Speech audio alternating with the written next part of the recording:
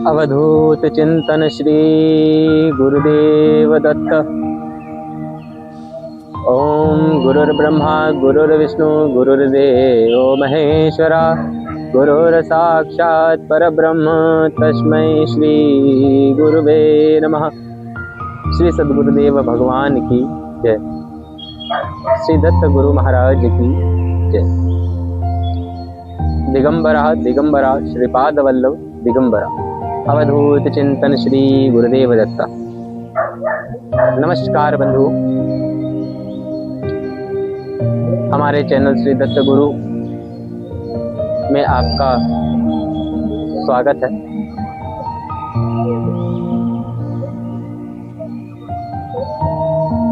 भगवान दत्तात्रेय की चर्चा हमारे चैनल पर प्रारंभ हुई है।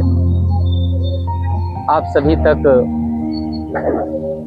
हमारे गुरुदेव भगवान दत्तात्रेय की कथाओं का वर्णन आप सभी तक जितना भी हो सकेगा उतना पहुंचाने के लिए हम तत्पर रहेंगे। और आप सभी लोगों से निवेदन है कि आप सभी चैनल से ज़्यादा जुड़ने के लिए आतुर रहें।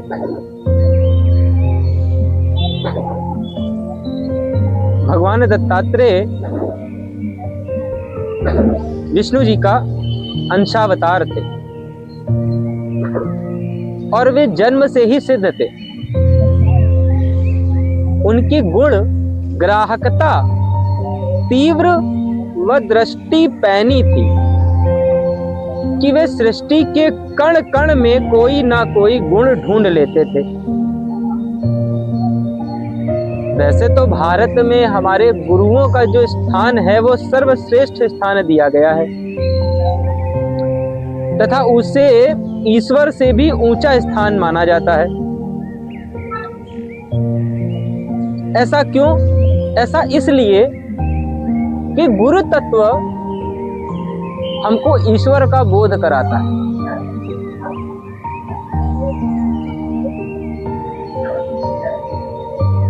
सभी योनियों में मनुष्य योनि सर्वश्रेष्ठ मानी गई है और मनुष्य योनि में जन्म पाने के बाद यदि मनुष्य अपना ध्येय भूल जाए तो उसी ध्येय को याद दिलाने के लिए गुरु की आवश्यकता होती है और गुरु अपना कार्य करते हैं और वे अपने ध्येय को पूर्ण करवाते हैं। इसी कारण भारत में गुरुओं का स्थान सर्वश्रेष्ठ है।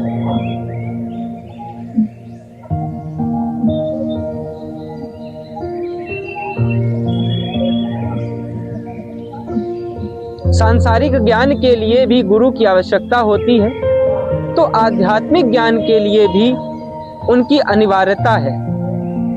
कहा जाता है कि गुरु के बिना ज्ञान नहीं होता। यह ज्ञान कौन सा ज्ञान होता है? सांसारिक ज्ञान नहीं, यह ज्ञान आत्मज्ञान होता है जो मुक्ति का एकमात्र साधन है। अर्थात मनुष्य जन्म ही इसी कारण से पाता है कि वह अपनी मोक्ष को, अपनी मुक्ति को प्राप्त कर सके ईश्वर के भजन के द्वारा।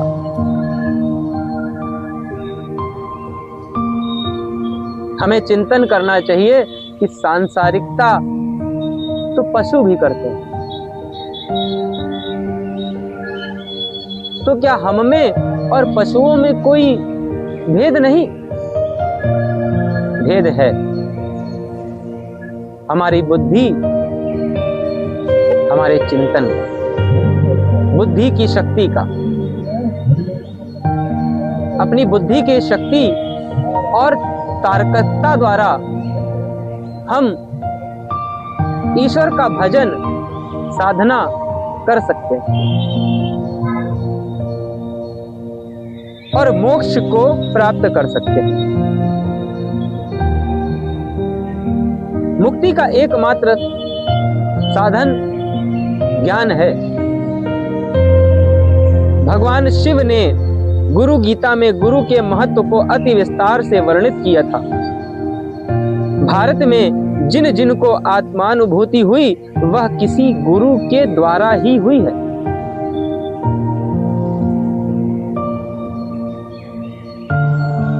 भारत का इतिहास तो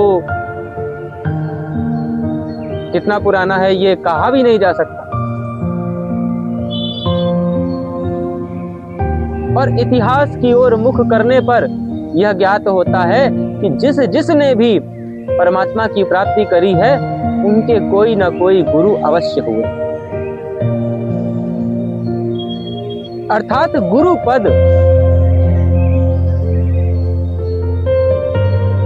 का स्थान ही परमात्मा की प्राप्ति कराना है।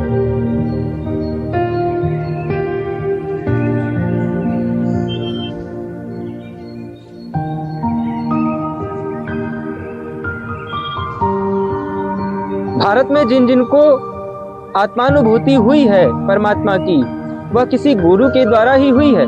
किंतु जहां गुण ग्राहकता हो,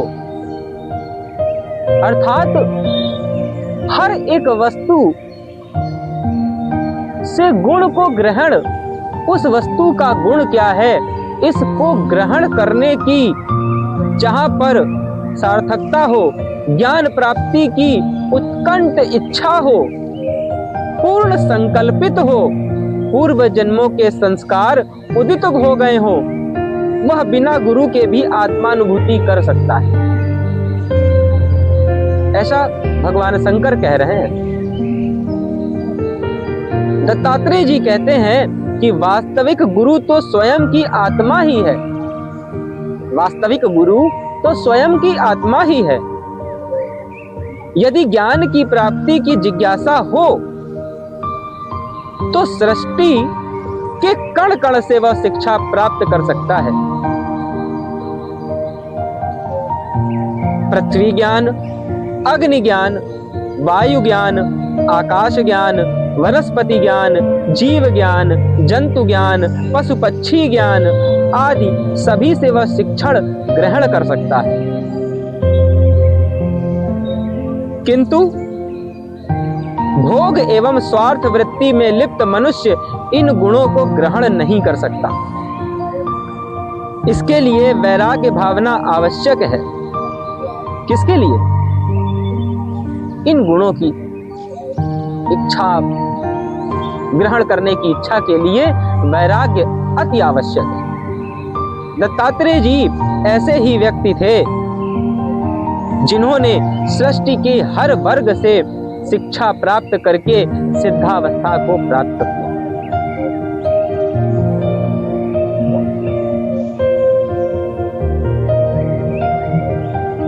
वैसे तो गुरु एक ही होते हैं, किंतु हमारे गुरु के 24 गुरु हुए।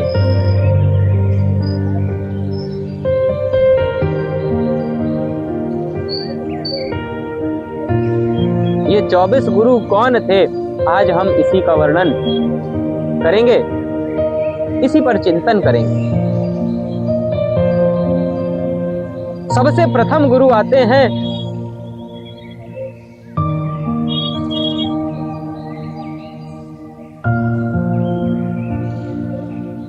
पृथ्वी। किंतु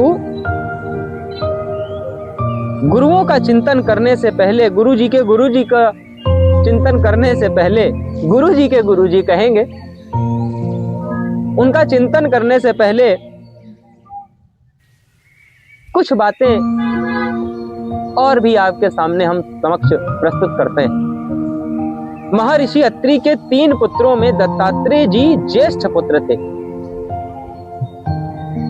वे बचपन से ही ज्ञान और वैराग्य से संपन्न थे।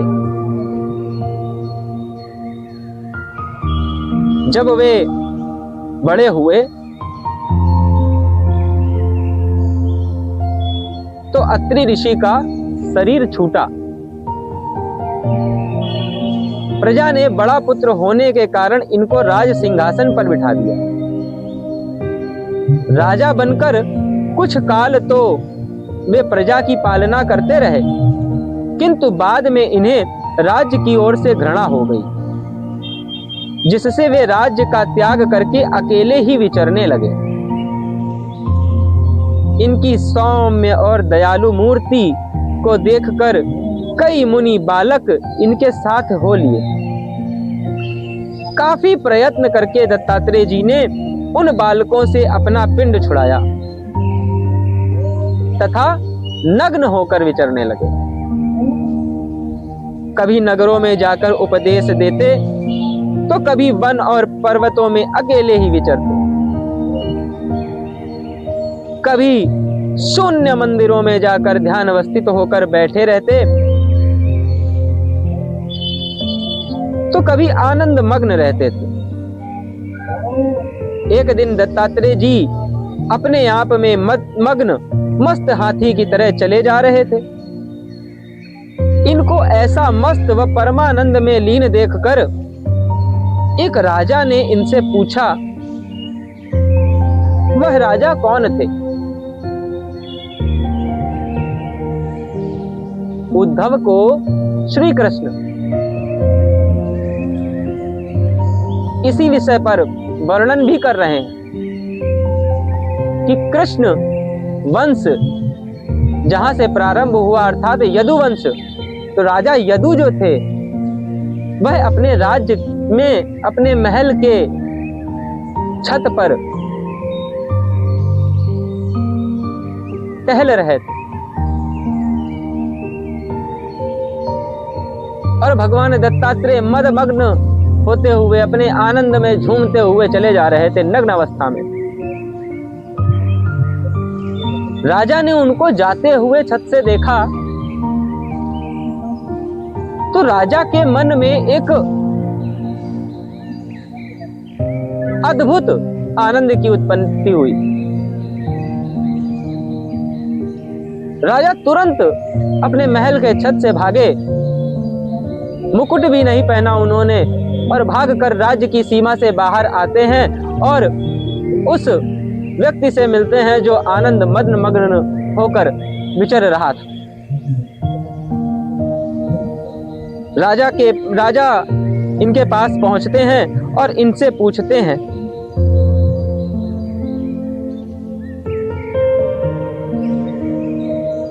आपको ऐसी कौन सी वस्तु मिल गई है जिससे आप इतने मस्त और आनंदित रहते हैं, तथा ऐसा आनंद आपको किस गुरु से मिला है? राजा के प्रश्न को सुनकर दत्तात्रेय जी ने कहा, पुरुष का विशेष करके गुरु तो स्वयं की आत्मा ही है, क्योंकि प्रत्यक्ष और अनुमान से अपने आत्मा के ज्ञान से ही पुरुष कल्याण को प्राप्त हो सकता है। दत्तात्रेय जी फिर कहते हैं कि हे राजन, मैंने किसी एक मनुष्य को गुरु नहीं बनाया, ना मैंने किसी से कानों में फूंक मरवाकर मंत्र दीक्षा ही ली है, किंतु जिन जिन में मैं जो जो गुण देखता हूं उन उन को मैं अपना गुरु मान लेता हूं, स्वीकार कर लेता हूं। इसलिए वे सभी मेरे गुरु हैं। इस प्रकार मेरे जो गुरु हैं उनकी संख्या 24 है। जिनसे मुझे जो गुण मिला है वे मेरे ही गुरु हैं। एक एक गुण मुझे सब में दिखाई दिया है। राजा ने कहा, हे महाराज, जिन 24 गुरुओं से आपने गुण को प्राप्त किया है उनके नामों का आप कथन करें, तथा आपने उनमें क्या क्या गुण ग्रहण किए हैं उनका भी कथन करें, जिससे मुझे भी उनका ज्ञान हो जाए। दत्तात्रेय जी ने राजा को जिज्ञासु जानकर कहा, हे राजन, तुम एकाग्र होकर श्रवण करो। पहले मैं उन 24 गुरुओं के नाम तुम्हें बताता हूं फिर उनके गुणों का वर्णन करूंगा। मेरे ये 24 गुरु इस प्रकार थे। प्रथम पृथ्वी, द्वितीय जल, तृतीय अग्नि, चतुर्थ वायु, पंचम आकाश, षष्ठ चंद्रमा, सप्तम सूर्य, अष्टम कपोत, नवम अजगर, दशम सिंधु, एकादश पतंग, द्वादश भ्रमर, त्रयोदश मधुमक्खी, चतुर्दश गज, पंचदश मृग, षष्ठदश मीन, सप्तदश पिंगला, अष्टदश कुरपक्षी, नवमदश बालक, द्विंश कुमारी, एकविंश सर्प, द्विविंश सरकृत, त्रिविंश मकड़ी और चतुर्विंश भृंगी। ये मेरे 24 गुरु हैं, जिनसे मैंने एक एक गुरु ग्रहण किया है। और ये गुण इस प्रकार हैं। प्रथम पृथ्वी, दत्तात्रेय जी कहते हैं क्षमा और परोपकार। ये दो गुण मुझे पृथ्वी से मिले हैं। पृथ्वी को हम कितने ही प्रकार से खोदते हैं, किंतु वह हम से बदला ना लेकर क्षमा ही करती है तथा संपूर्ण जीवों का पालन पोषण करती है। जो पुरुष इन गुणों को ग्रहण कर लेता है वह जीवन मुक्त होकर विचरता है। मैंने पृथ्वी से इन गुणों को ग्रहण किया है, अर्थात क्षमा और परोपकार। प्रथम गुरु हमको यह सिखा रहे हैं कि क्षमा और परोपकार करना कितना आवश्यक है। भगवान बुद्ध ने जब अपने उपदेशों को दिया, उनमें से क्षमा भी एक उपदेश था।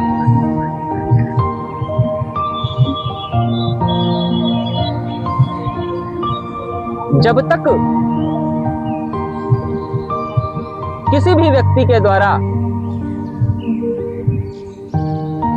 हमारे प्रति कोई अपराध बना और यदि हम उसको जब तक क्षमा नहीं कर देते, तब तक उस व्यक्ति से ज्यादा इस विषय पर चिंतन, उसके अपराध के प्रति चिंतन हमारे मन में बना रहता है।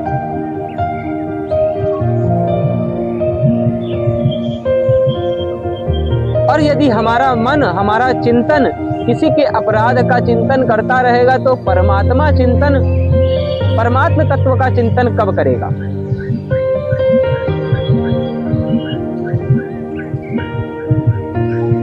अर्थात कुछ भी अपराध बन जाने पर भी यदि हम क्षमा कर देते हैं तो हम अपने अंदर से उस बोझ को हटा देते हैं जिसका चिंतन लगातार चल रहा होता है।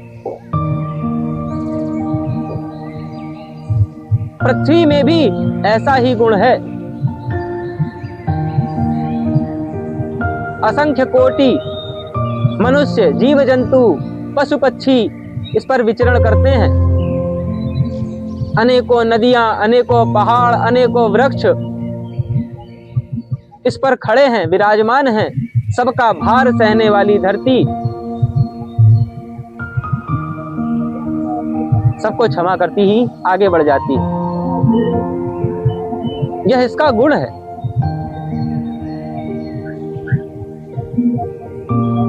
यदि अपने गुण से यह विमुख हो जाए तो जीवन संभव नहीं है।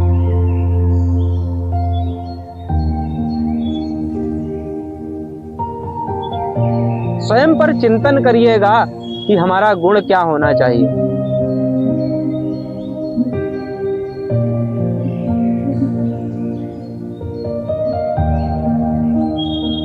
द्वितीय गुरु जो था वो है जल। भगवान दत्तात्रेय जी कहते हैं कि जल से मैंने दो गुण ग्रहण किए हैं, एक स्वच्छता और एक माधुर्यता। जिस प्रकार जल स्वच्छ से ही अपना स्वभाव रखता है, स्वच्छता से ही अपना स्वभाव रखता है और मधुर होता है, उसी प्रकार मनुष्य को भी अपने स्वभाव से स्वच्छ और मधुर होना चाहिए।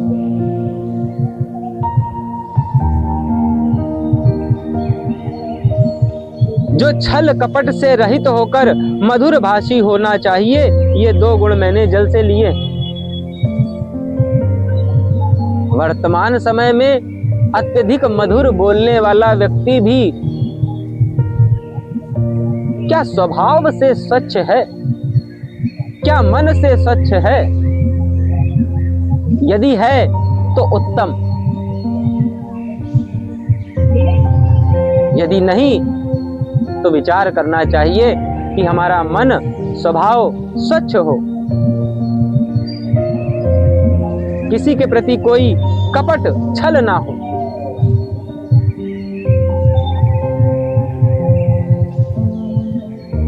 यदि मन और वाणी दोनों स्वच्छ हो जाती हैं तो मनुष्य स्वतः ही स्वच्छ होने लगता है।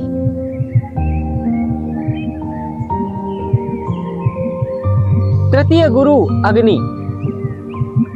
भगवान दत्तात्रेय जी कहते हैं कि अग्नि का अपना ही उदर पात्र है, जितनी उसकी क्षमता है उतना ही वह अपने उदर में रखती है। मनुष्य को भी जितनी उसके उदर में क्षमता है उतना ही ग्रहण करना चाहिए, इससे अधिक का संग्रह नहीं करना चाहिए। इसलिए मैंने अग्नि को भी अपना गुरु बनाया। यहाँ पर अग्नि, किस अग्नि का वर्णन किया गया है? क्षुधा अग्नि का, अर्थात भूख का। मनुष्य को जितनी आवश्यकता हो उतना ही संचयन करना चाहिए। यदि आवश्यकता से अधिक भोजन आप पा लेंगे तो स्वास्थ्य संतुलित नहीं रहेगा। ठीक इसी प्रकार से मन को संतुलन बनाए रखना चाहिए कि हमको जितनी आवश्यकता है उतना ही ग्रहण करें।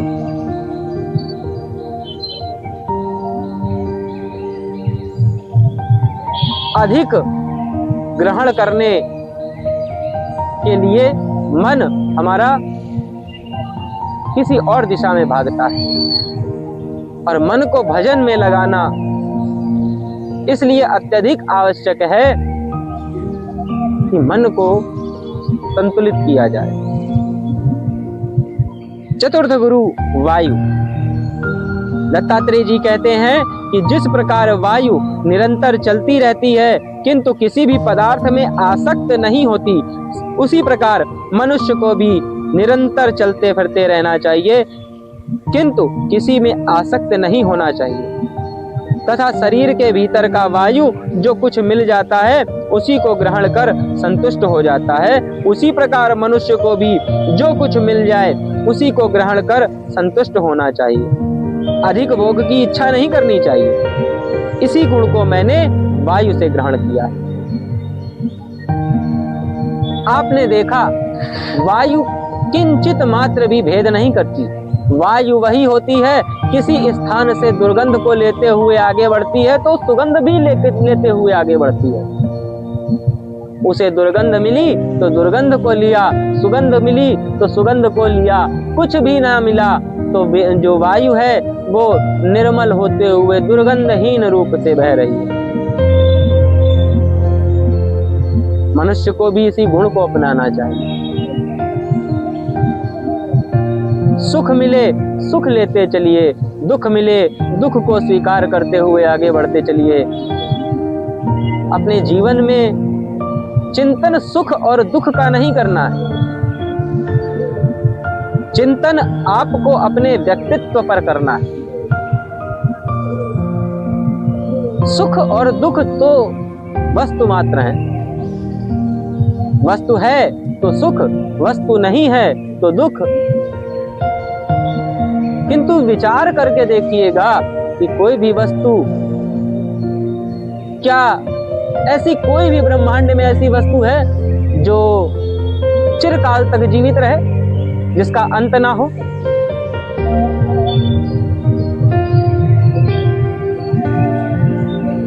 विचार कीजिए। पांचवा गुरु आकाश। दत्तात्रेय जी कहते हैं कि हे राजन, जिस प्रकार आकाश में सूर्य, चंद्र, तारागण, वायु, बादल आदि होते हैं, किंतु आकाश का किसी से कोई संबंध नहीं होता, वह सदा असंग रहता है।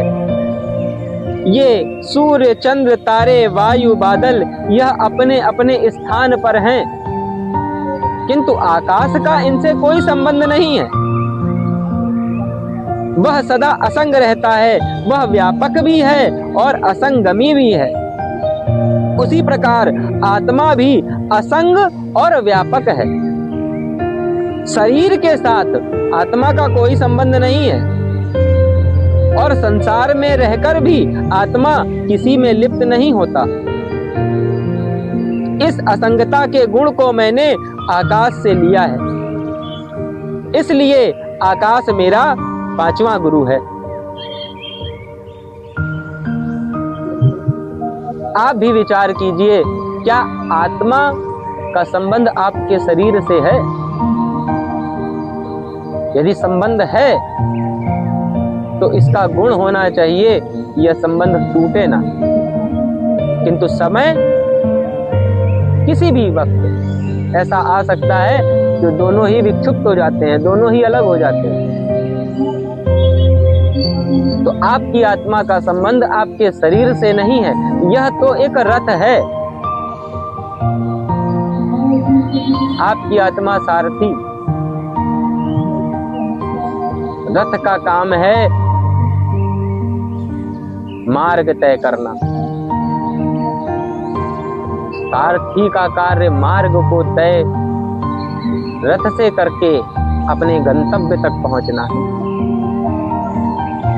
तो आपकी आत्मा का ध्येय क्या है? उस हेतु आपको इस शरीर की प्राप्ति हुई है। यह तो रथ मात्र है। आपको इस रथ के द्वारा अपने मार्ग को तय करके अपने ध्येय को प्राप्त करना है, अपने लक्ष्य को प्राप्त करना है।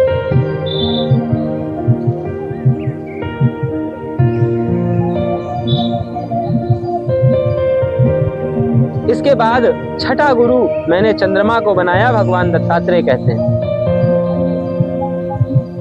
जिस प्रकार चंद्रमा सर्वकाल में एक रस रहता है, ना घटता है ना बढ़ता है, वह पूर्ण ही रहता है, किंतु पृथ्वी की छाया पड़ने से वह घटता बढ़ता ज्ञात होता है, किंतु उसका स्वरूप न घटता है न बढ़ता है। वैसे ही आत्मा भी पूर्ण है, ना वह घटती है ना वह बढ़ती है, वह सर्वकाल में एक रस रहती है।